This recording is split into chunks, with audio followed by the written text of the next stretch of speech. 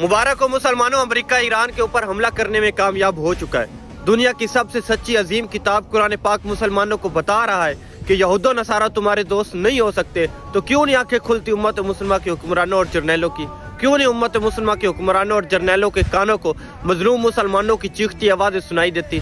क्या हुक्मरान जर्नैल सब बहरे गूंगे हो चुके हैं? क्या ज़मीर बिक चुका है? जब हमें हमारा कुरान ये कहता है कि यहूदो नसारा तुम्हारे दोस्त नहीं हो सकते, तो क्यों हमारा जनरल फील्ड मार्शल यहूदो नसारा से मुलाकातें करता है? क्यों हमारा वजीर आजम यहूदो नसारा से मुलाकातें करता है? और हमारे मुसलमान कहते हैं कि ट्रंप को अमन का नोबेल प्राइज मिलना चाहिए। हम तो चीख चीख कर थक गए कि ऐसे कैसे हो सकता है कि ट्रंप अपने बच्चे इसराइल को अकेला जंग में धकेल दे। आखिर अमेरिका मैदान में आ ही गया क्योंकि यहूदी यहूदी का दर्द समझता है, मगर मुसलमान मुसलमान का नहीं, बल्कि मुसलमान भी यहूदी का दर्द रखता है। हजारों मील दूर बैठा अमेरिका ईरान पर हमला कर सकता है, मगर साथ बैठा पाकिस्तान ईरान के लिए कुछ भी नहीं कर सकता।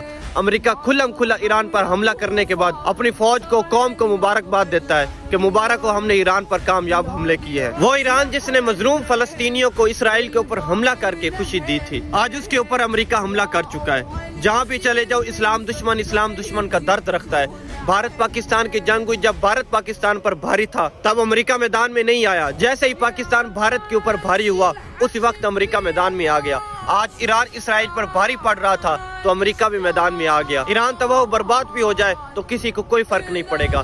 शाम तबाह हुआ, किसी को कोई फर्क नहीं पड़ा।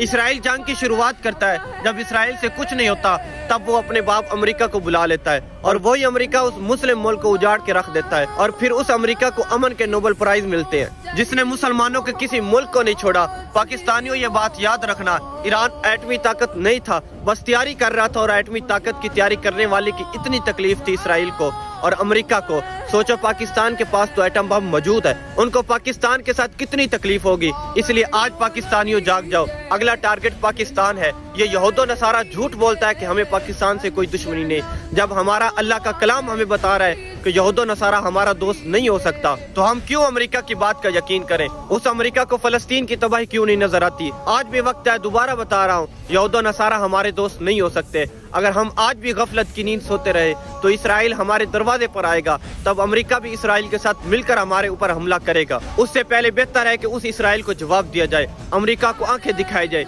मगर अफसोस, उनको कौन आंखें दिखाएगा? ये नवाज शरीफ, शहबाज शरीफ ये नहीं दिखा सकते, बल्कि उनको आंखें दिखाएगा तो कोई मोहम्मद अरबी का गुलाम दिखाएगा।